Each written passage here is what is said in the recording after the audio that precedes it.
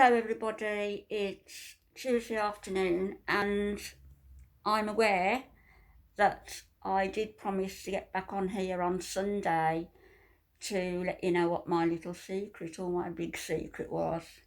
But I couldn't um, because I hadn't gotten the go-ahead from my lawyer to disclose any information. I didn't want to be in contempt of court or anything like that, so I've had to wait and be patient. I can tell you now that, as a lot of you will know, I was involved in a court case last year. It went on for 2 full weeks in the summer when we had that scorching hot weather in the UK. 2 weeks, and then after the summer break it went on for another couple of days. I was on the witness stand right at the outset, the first and second day and half of the third day, so 2.5 days on the witness stand, where I was literally, they attempted to tear me apart simply to undermine my credibility as a witness and to shatter me, basically. And I, there was a couple of occasions where I did literally stand up and point to areas in my body where I'd been affected. This was a medical negligence claim. 6 years ago, I was having a lot of pain. My doctors wouldn't believe me that it was my stomach, that I felt as though I was in labour every day, that I felt as though I was bleeding from the inside, that I felt as though somebody was digging my innards with a shovel. My weight went down to 5.5 stone, 77 pounds, and it got to the point where I not only couldn't eat, I was barely able to take fluids. One of the doctors came out to see me the day before I was rushed into hospital, and he prescribed more morphine, Zomorph. I was on everything you can imagine, including diclofenac, which is notorious for aggravating stomach ulcers, which is what it turned out to be, a duodenal stomach ulcer. I took the medication he prescribed. I got a couple of hours sleep. The first time in a long time I'd had a couple of consecutive hours sleep. When I stood up from the sofa, it was as though somebody had just run me through with a blade, with a knife, a sword, whatever you want to call it, in my stomach. And I fell to the floor. As it happened, my son rang and I was screaming down the phone. He found for the ambulance whilst he was on the way to my house, and first responder came in, tried to give me gas and air, and just looked at me and said, "How many more red flags do they need? Look at her." I was dying, basically. And when I got to the hospital, the surgeon and the registrar immediately identified what was wrong.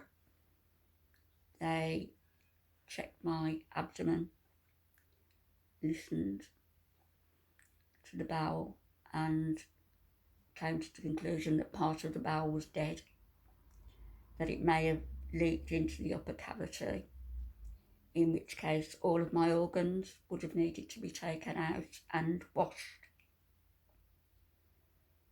Given that I hadn't eaten for such a long time, that I was 5.5 stone, that I was weak, the prognosis wasn't good, and the surgeon said to me, you've got no reserves to fall back on. And if you come through the operation, if you do, you're quite likely to need a stoma. At that point, I didn't care. I was in so much pain. I didn't really care whether I lived or died. I just wanted the pain to stop. I had emergency surgery of 8.5 hours. My son was told by the surgeon that, the same as he told me, that your mother's got no reserves to fall back on. If she comes through the surgery, she'll need a stoma, probably. But frankly, she's only got a 15 to 20% chance of survival. All of this was played out on Facebook. Friends were posting what was going on with me, and a blow-by-blow account of updates from my son. Long story short, I came through it. I didn't need a stoma. It took me a long time to get through it. Physically, I still have problems physically. Psychologically, I still have problems. I still have a recurrent dream. Not so much now as it used to be, but it was of my stomach splitting open and pigs eating my intestines. Not so often now, but sometimes.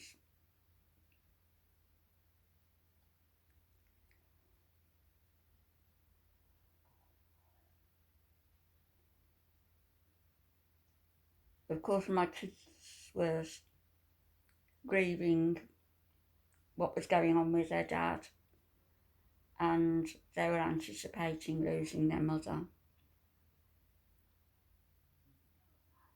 I had months and months and months of this pain, like being in labour every day, like bleeding in my gut, somebody digging in my gut. And the doctors wouldn't listen to me. They kept saying it was referred pain from my back. And in fact, I went to one hospital in the evening and was told I needed to stay in because I was dehydrated and there was blood in my urine. And I needed a CT scan the following morning. Following morning came. 2 doctors came to see me. The lady doctor was pleasant. She examined me. The male doctor stood with his arms folded at the end of the bed and said, "It's your back." And I said, I can't go home without a care plan. His response to that was, "If you don't leave the hospital, I will call security and have you physically removed."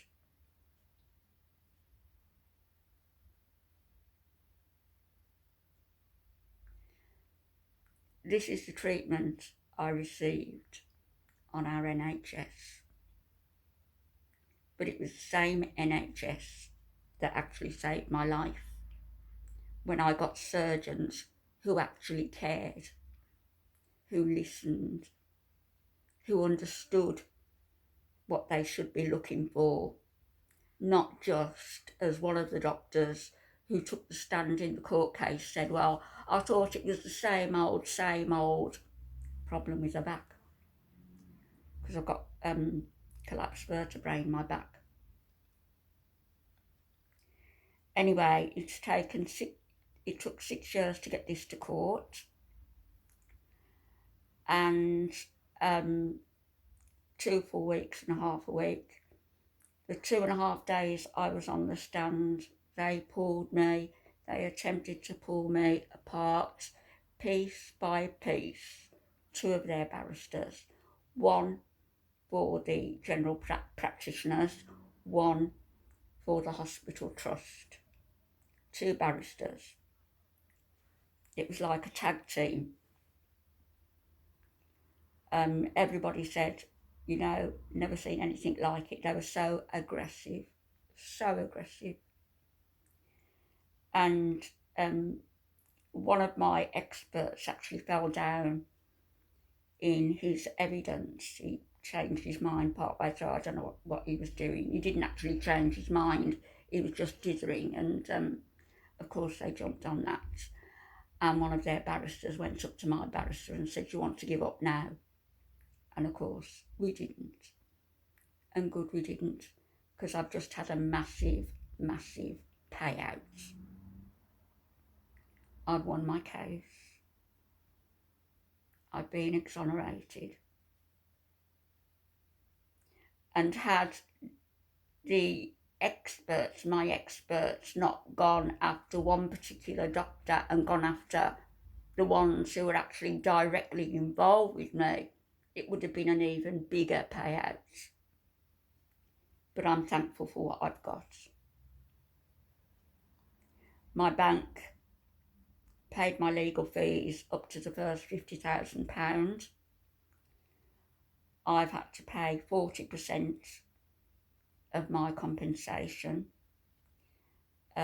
towards the rest of the legal fees, and then of course it'll be reclaimed from the other side. Up until 2000, and I think it was 2013, I would have got the whole of my compensation. As it is, I'm only getting just over half, but it's still a hefty payout.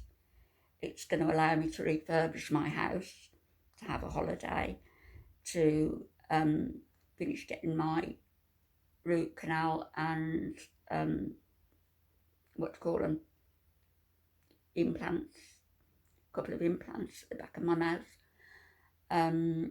It's going to allow me to put money away for Alfie and myself, so we don't have to worry about anything. It's going to allow me to put money away for our funerals, although the plot's already paid for. It's going to allow me to give our 3 children quite a hefty cheque each also. And that's come just in time because of all this coronavirus business going on. When people have been told to self-isolate, I've been told to self-isolate for up to 3 months. My daughter has likewise, because of her asthma condition. I'm just hoping she's going to be able to work from home and has her salary going in. I think she will. But nevertheless, they're going to get this money off me, which I was hoping they could put, you know, towards a new car or redoing their own houses or a holiday or a cruise or whatever they want to do with it. It's up to them. My son and his partner, my other son, granddaughter, and my daughter and my grandson. So they're all getting the same, and that's where that money's going. There's going to be nothing left in the bank, really, apart from a very little bit that I'm going to invest. Can't be touched. It's got to stay where it is for Alfie and myself.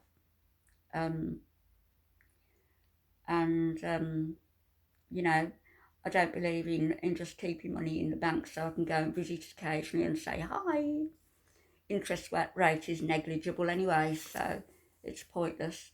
So I'm thinking of, well, I am going to refurbish the house, and I'm thinking of having a small extension on the back.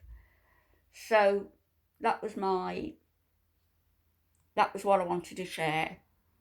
Particularly as I've had such a lot of support at the time when it all was being reported back blow by blow on Facebook via my son, who was contacting friends who was then posting. And as I say, you know, it was a traumatic surgery, 8.5 hours, and I was cut from just under my breastbone, right the way down to just above my pubic bone, just below my navel. As I say, the court case was, it was something else. It was something that although my barrister had come out to speak to me with the lawyer, I still wasn't anticipating the virulent aggression, the attack upon myself and my character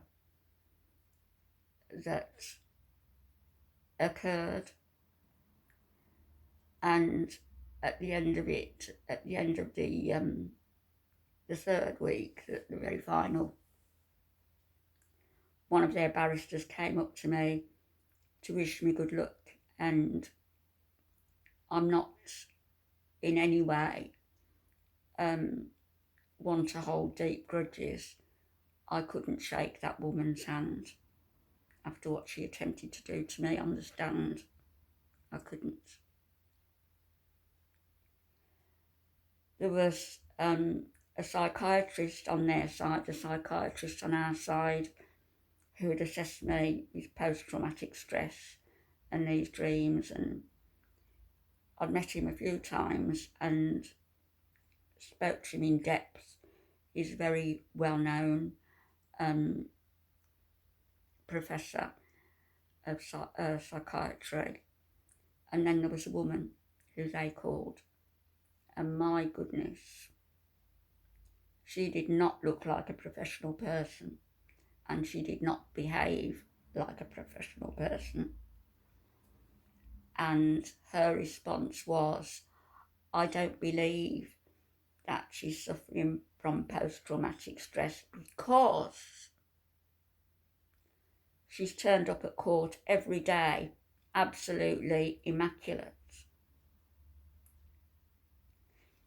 This is about the scruffiest I get, folks. You know, when I'm at home doing my housework, I have always looked smart. I've never let myself go. It's just something inherent in me. And to attack me for dressing smartly was the height of lunacy.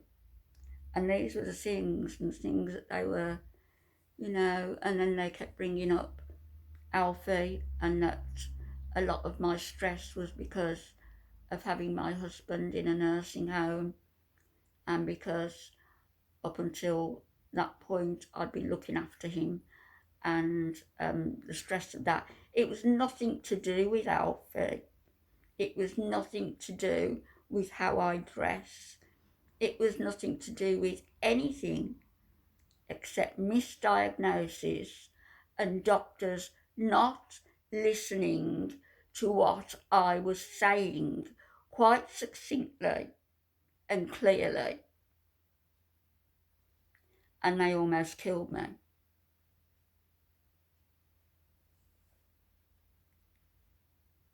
As I say, 15 to 20% chance of survival. And here I am to tell the tale with a nice big payout. So, bravo to my lawyer, bravo to my barrister, bravo to my kids who are so supportive, and bravo to my two friends who came and were at the court with me. So that's what I wanted to share.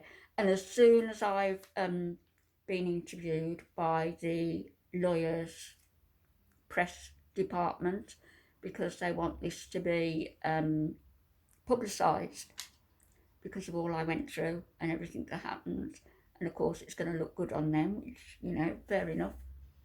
As soon as that is released, that press release, I will come back on and I will read it to you, and it'll probably put things in a lot more perspective and chronological order than I have just coming out with it all off the top of my head. So anyway, my kids are going to have a nice payout each, and my daughter this morning has said that she's going to have to self-isolate for up to 3 months because she suffers with asthma, and not badly, but she's at risk. And so I'm hoping that she's going to be able to work from home. If not, you know, the money's there to pay her I just wish it didn't have to go and pay the salaries. I wanted it to go on luxuries for them. Which brings me on nicely to this. I've seen people, the Beast and her alcoholic boyfriend with sanitary pads across their mouths and Tampax up their noses, laughing and joking about this coronavirus, this pandemic that has claimed thousands of lives. You disgraceful apologies for human beings. And I've also listened to a couple of channels where they're saying it's all a hoax, it's the run up to the elections, it's, all these conspiracy theories. Tell that to Italy, that it's a hoax. Tell it to Italy. And tell it to people here now, people who are isolated. I'm fortunate. I've got my family. Even my daughter said she'll bring stuff round and leave it on my doorstep. But we can't. I'm not going to see my daughter for 3 months. I'm not going to see my husband for goodness knows how long. My daughter's company may close down.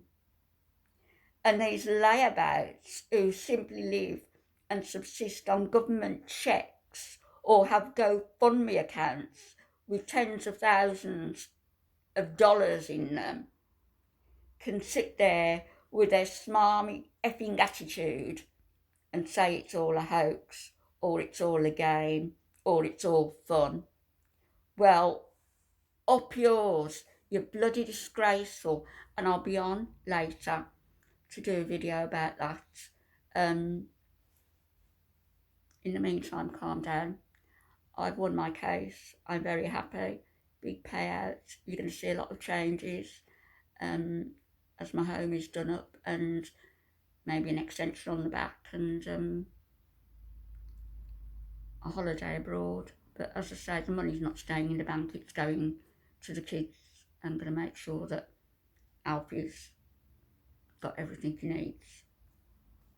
So that's where I stand. Have a great evening, everybody. Lots of love. Stay safe, stay well. And remember, I don't know whether any of you have seen that scientist who's saying that anything that will cut through grease, if you haven't got antibacterial hand washes or anything like that, or wipes, anything like dish soap, anything that will cut through grease will give you that protective barrier against the coronavirus. So that is effective. Use that dish soap on your hands, and if you can bear it, on your face, and just stay safe. And don't listen to the idiots who are spreading all this nonsense about it not being real. It's very real. Hundreds of thousands of people have already lost their lives. Please don't be one of them. God bless, and I'll speak to you later. Bye-bye.